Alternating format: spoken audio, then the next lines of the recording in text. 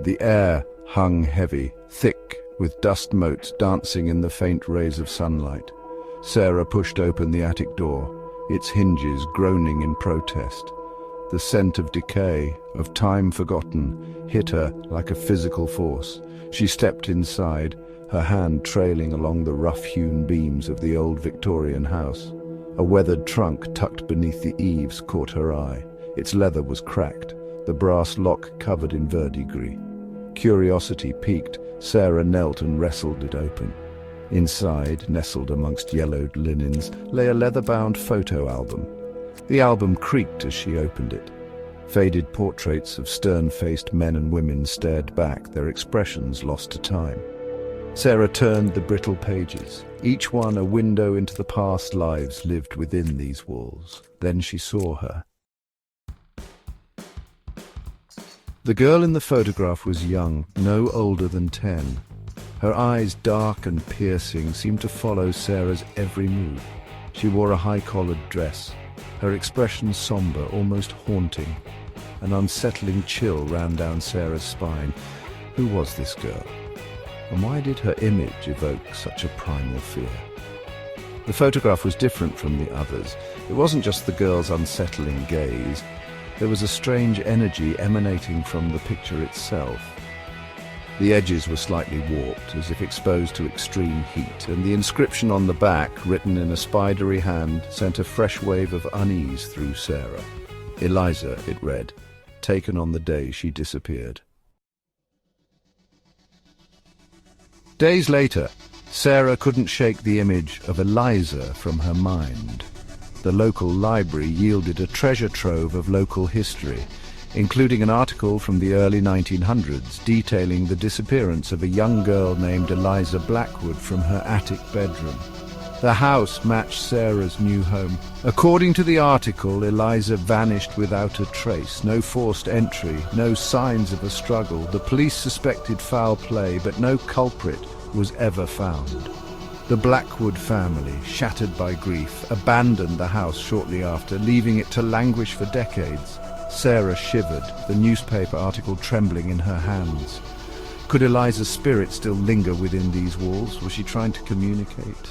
A sense of dread settled over Sarah, a premonition that she had stumbled upon something dark and ancient. Nightfall brought with it a palpable change in the house's atmosphere. Shadows stretched and danced in the flickering candlelight. The air grew heavy, charged with an unseen energy.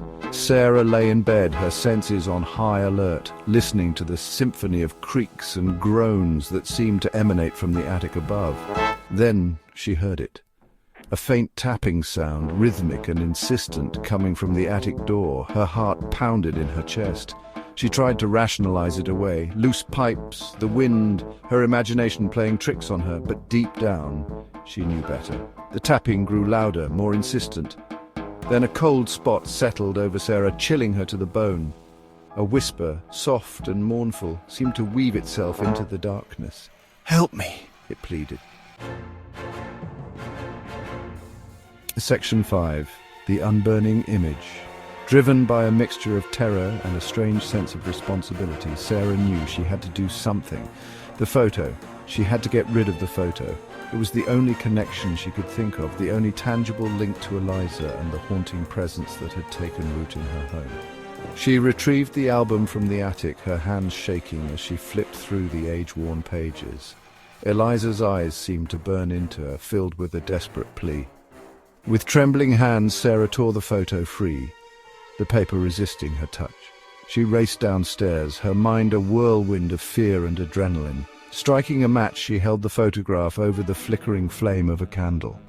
The fire licked at the edges, but the photo remained untouched. It was as if an invisible force shielded it from the heat. Defeated, Sarah dropped the photo into the fireplace. As the flames consumed it, a cold wind whipped through the house, extinguishing the candles and plunging the room into darkness. A blood-curdling scream pierced the silence. When Sarah dared to open her eyes, she was met with a sight that chilled her to the core. Standing before her, bathed in the cold light of the moon, was Eliza.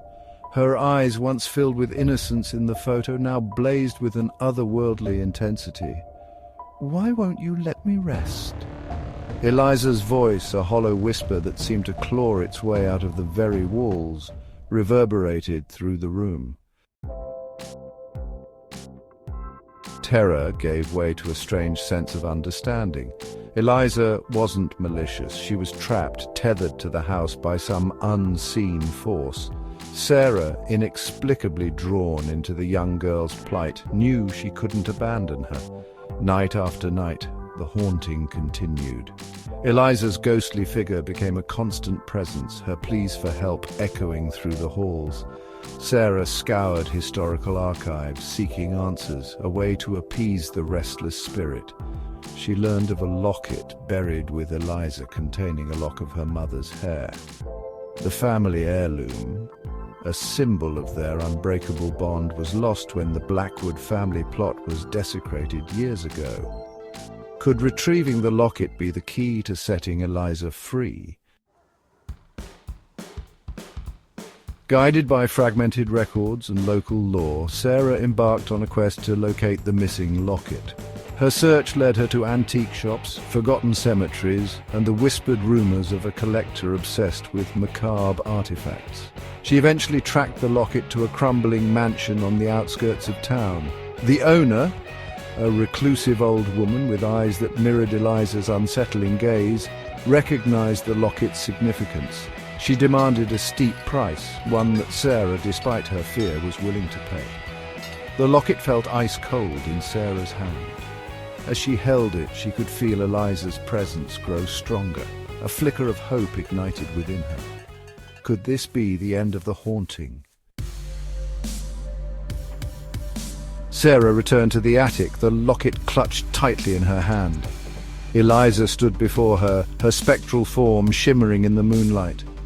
As Sarah approached, a wave of icy air washed over her. Eliza's eyes widened, reflecting a mixture of hope and despair. Suddenly, the locket slipped from Sarah's grasp, falling into the dust-covered darkness beneath the floorboards. A gut-wrenching scream escaped Eliza's lips as she faded from sight, leaving Sarah alone in the oppressive silence. Then Sarah noticed it, another photo tucked away in the back of the album. A young boy, his eyes mirroring the same unsettling gaze that had haunted her for weeks. The inscription on the back sent shivers down her spine. Samuel taken on the day he vanished. The cycle, it seemed, was destined to repeat itself.